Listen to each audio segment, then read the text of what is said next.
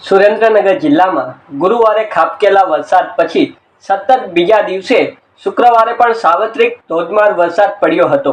બપોર પછી આકાશમાં વાદળો ઘેરાયા હતા અને થોડીક વારમાં ધોધમાર વરસવાનું શરૂ થયું હતું। સાંજના 6 વાગ્યા સુધીમાં સૌથી વધુ લખતર તાલુકામાં 87 મિલીમીટર એટલે કે 3.5 ઇંચથી વધુ વરસાદ ખાબકતા અનેક વિસ્તારમાં પાણી ભરાયા હતા।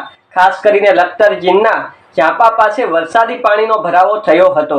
રબારી શેરી વિસ્તારમાં પણ ઘણા લોકોના ઘરના ફરિયામાં માતાજીના મઢમાં પાણી ભરાયા હતા। શેરીમાં ઢીંચાણસમા પાણી ભરાતા લોકોને હાલાકીનો સામનો કરવો પડ્યો હતો। લખતર ઉપરાંત કડુ, ઓરખ, સદાદ, જમલ, તલવણી, આદલસર સહિતના ગ્રામ્ય વિસ્તારોમાં પણ વરસાદ પડ્યો હતો।